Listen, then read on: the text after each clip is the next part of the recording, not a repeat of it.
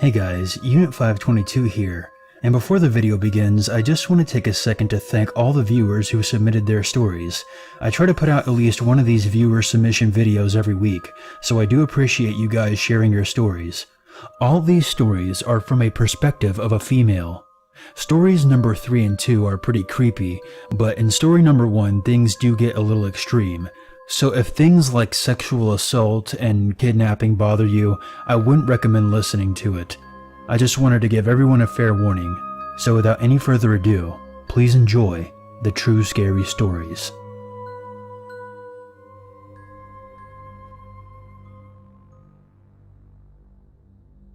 This past September, a friend of mine and I were walking back from dinner at our campus cafeteria to our dorm rooms. As a side note, we're both female, 20 and about 5'5", and not bad looking. September in the South is like summer. Even though it was about 5:30, the sun was still shining brightly, the air heavy with the late afternoon heat. A ton of students were milling about the coffee shop we were walking past, sipping iced coffees and chatting. Then it happened. We were almost at our building when a rusted light blue car pulled up alongside us, slowing down to match our pace. The man who poked his head out of the driver's side had a blonde buzz cut, tan skin, and was wearing an old t-shirt. He looked to be in his late 30s, and he seemed to be tall, but was on the skinnier side. But what I remember most about him were his eyes. They were huge, maniacal, and blue. The iris of his eyes were a weird off-white, almost yellow. I think the best word to describe him is unhinged. That's what he sounded like when he called to us. "You girls order Uber?" My friend and I exchanged a very weary glance. "No," I answered. Picking up the pace, the man continued to follow. "Well, do you want one? Since I'm already here, it's free." His voice was a mix of over-eager and desperate. Now, I've never personally used an Uber service, so I'm not sure if they're the same everywhere, but in my city, most of our Ubers are sleek black or silver cars with a visible sticker that indicates they're official Uber drivers, and they are never free. We shook our heads and my friend muttered unannoyed, "No thank you." I swear the man never took his eyes off of us as we walked along that sidewalk. I wouldn't be surprised if he didn't even blink. He was persistent, telling us that he would take us anywhere we wanted to go. We just needed to get in his car. Then we started to veer away from the sidewalk towards a nearby building. He stepped on the gas, clearly frustrated. But just before he started to drive away, I could have sworn I heard him say, "Smart girls." At first, my friend and I didn't really register what happened, so we didn't report the guy. It wasn't until later, when we were rehashing the story to my roommate, that we realized what this man's intentions towards us probably were, and they were far from good. The main theory we have is that the guy was on drugs, which would explain his maniac and borderline desperate behavior. We think that he got it into his head to see how easy it would be to kidnap some girls by posing as an Uber driver, and then do God knows what to them once they fell for it.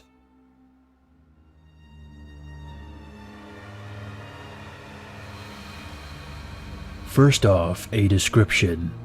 I am 27 going on 28 in a month. I'm a female from southern Wisconsin. A little less than 6 years ago, I had completed and received my high school equivalency diploma, and not even a month later, I attended the community college I had received said diploma from. I didn't then, and I still don't have my license, so Mom's boyfriend would take me to school in the mornings on his way to work, and another family member would come and pick me up to take me home. Sometimes I just had daytime classes, Sometimes I had evening and night classes, sometimes both. On this particular day, I had one evening class on a Friday, and I just got out as the campus was closing. My cousin offered to pick me up, but she was taking a while, but that didn't really bother me. She worked long hours, and on top of it, had a toddler to take care of, so I understood. But then things turned creepy. As the sun was setting, I remember waiting by the front doors for my cousin to arrive.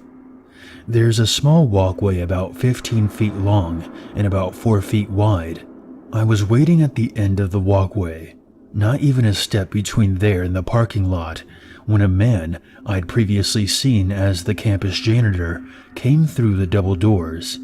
I don't remember exactly what he looked like, other than that he was an older man, thin and average height with gray hair, but that's all I remember. I think he might have been wearing some kind of baseball cap too. Again, the smaller details are fuzzy. He started up small talk, which I didn't mind. It was nice to have someone to talk to while I waited for my cousin. On top of that, he kept his distance, which I appreciated, since I'm really shy and timid. I must admit, unlike a lot of girls who post these types of stories, I'm not attractive at all. Average at best. I'm overweight, more so then than I am now, with an average face. However, as the minutes passed by, he slowly inched closer to me, and his questions became more personal and invasive. I don't remember them all, but I do remember things like where I lived, if I had a boyfriend, where my cousin was coming from, and when she was supposed to pick me up. My own answers became short and to the point. This was my polite and small way of showing this guy that he was making me uncomfortable, and that I wanted to be left alone now, but I didn't have it in me to be blunt or impolite. After a few more minutes passed, he disappeared back into the campus, and I breathed a sigh of relief, thinking the encounter was over and hoping more than ever to see my cousin's truck. It was all good, until about 10 minutes later, when a blood-red truck showed up. Thinking that this was my cousin, who has a similar-looking truck, I took a few steps forward, but stopped suddenly when I saw who it was sitting in the driver's side seat, through the window. You guessed it. He pulled down the passenger side window, and I remember him making a small joke about me getting into his truck with him.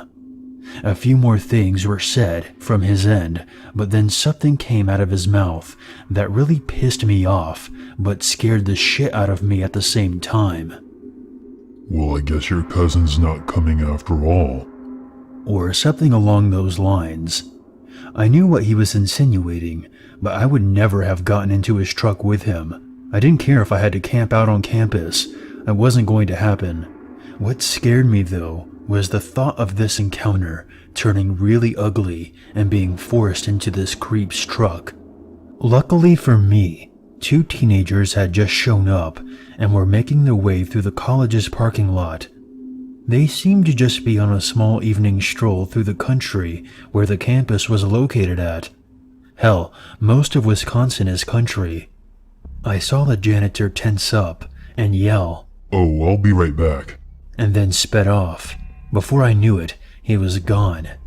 This fact solidified in my mind that he was up to no good, that something creepy was dancing through his mind, that his intentions regarding me and the fact that we were seemingly alone were not innocent or helpful.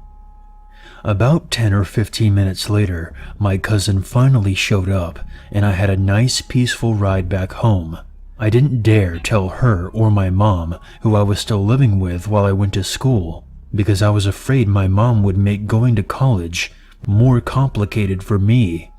And I have to say that aside from this encounter, I loved college. I still miss it.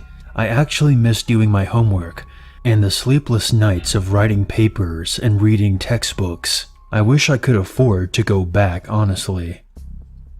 I ended up graduating with an associate's degree in business management spring of 2012, and it felt like such a great accomplishment to me. I also never had any more encounters with the janitor. He never even talked to me again, thankfully. I would still tense up every now and again when I would see him. With all that said, thank you to the teenagers who were having an evening stroll through the country. You probably saved me from being raped or even murdered and left in a ditch somewhere in the country. To the creepy janitor, I'm sure you had no innocent intentions towards me. I haven't seen you since 2012, and I hope it stays that way.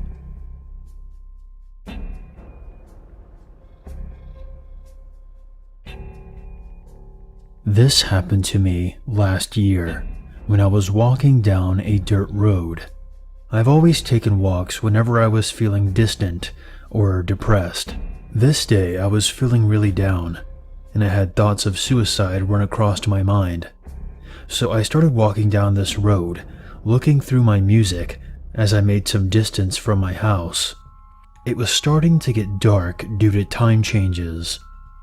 I looked back occasionally to see if anyone I knew was looking for me, but there was no one in sight, just streetlights at the end of the dirt road. I've walked the distance of 2 blocks when I get this feeling of someone either watching or following me, but I blow it off because I've been told that I think too much, and my anxiety always makes me feel like someone is watching me when they really aren't. I kept walking as my music is still blaring in my ears. A semi-truck passes by. Next was an SUV. I watched as they drove far out until I could see no more lights. About 10 minutes pass by, and I get to a gas station. I go in and use the restroom, and come out and pay for Arizona iced tea, and make my way back out and start walking even further from home. This is where everything goes bad. I'm about 2 blocks from the gas station, and I see this pickup truck pass by very slowly. I look down at my phone, making it seem that their slow driving didn't bother me or that I didn't notice. It picks up speed after a minute and turns down a side road. I pass the side road that the truck turned down, and I see it stopped on the side with its hazard lights on. But I just kept walking. Still, I occasionally checked behind me to make sure that no one was following me. I hear the truck start up, and I look behind me, and I see that the truck is now slowly driving behind me. So I pick up my pace, and so did the truck. Scared, I made the first decision that went through my mind, which was to call my mom. Of course, being my luck, she didn't answer, so I left her a message. Then I decided to call my friend, who also didn't answer. So then I decided to run through a field and take cover on the ground behind a bush. As I'm laying on the ground, I hear brakes that are high-pitched. I look up and see the silhouette of a man coming in my direction, looking around with something in his right hand and a flashlight in his other hand. This man had to be about 6'5", weighing about 250 pounds. He was huge. After what seemed like forever, the man got back into his truck and drove off. I made a run for the closest store, but my heart sank and my face began to pale as I saw the same truck parked on the side of the road. And suddenly the lights turned on, blinding me as I ran the opposite way that I came from. But that was shortened when I heard a truck engine closing in. My heart was beating out of my chest, and tears non-stop were pouring out. I screamed out, "Leave me alone, please!" But that didn't work. He came even closer, within 5 feet of me, and my feet were bleeding from the gravel and broken glass. But I didn't pay attention to the pain, due to my adrenaline. I start losing my breath, and shortly after, I found myself becoming weak as I lost balance in my knees and fell face first into the grass, crying out and panting. The man gets out of his truck and heads towards me, stopping my escape. He grabs me and puts me over his shoulder. I'm screaming as loud as I can, but no one seems to hear. I kick and scream, but it doesn't faze the big guy. He throws me into the back seat of his truck and hops in and drives off, telling me to shut up and that we'll be home soon. I feel myself becoming dizzy and I pass out in the back seat. I'm awakened from someone pulling me aggressively. I see the man taking me into his house, locking the truck behind him as we enter. Sudden emptiness fills my heart and tears fill my eyes as I think to myself that this is it, and I never got the chance to say goodbye to my mom.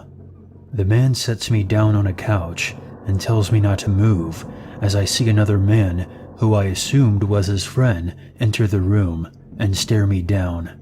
He smirks as he sees my red makeup-stained face.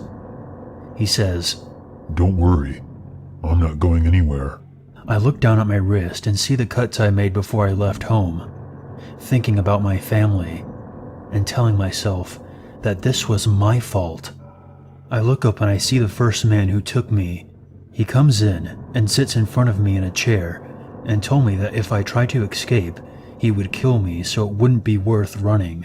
I look him in the eyes and I spit in his face and smirked, saying, "You're foolish." This made him angry and he punched me, and with the knife he had in his hand, he sliced my leg about 1 inch deep and began choking me, telling me that I messed with the wrong man as he hit me again. He then spat on me as he walked out of the bedroom door, leaving his friend behind to watch me.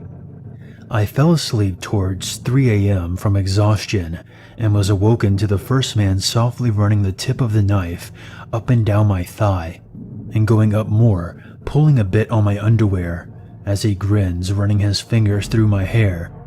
He sees that I'm awake and tells me not to move because of the knife. I stay still and he starts to caress my chest and moves the knife to the floor. He grabs my thigh with his hand tightly and starts touching me and breathes heavily in my ear as he starts to sexually assault me.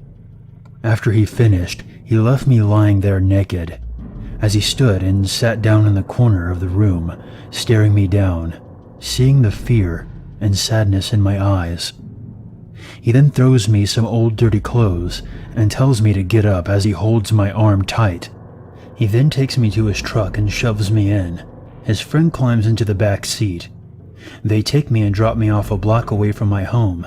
He stops the truck and pushes me out, and I fell to the ground, and then he drives off, leaving dust and dirt filling the air.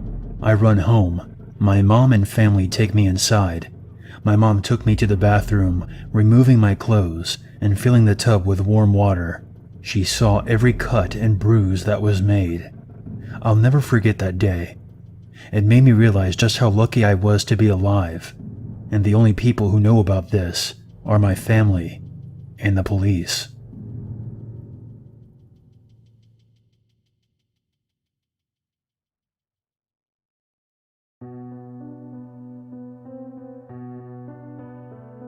Hey guys, Unit 522 here, and I want to thank you very much for watching my video. I would appreciate it very much if you would share, like, and comment. And if you're new to this channel, become one with the Unity by hitting the subscribe button. If you have a scary story or experience that you want featured on this channel, you can always send it to my email or post it on the Free Horror Stories subreddit. The links for those can be found in the description below. If you would like to help out this channel even more, consider a PayPal donation. And for more updates, be sure to follow me on Twitter.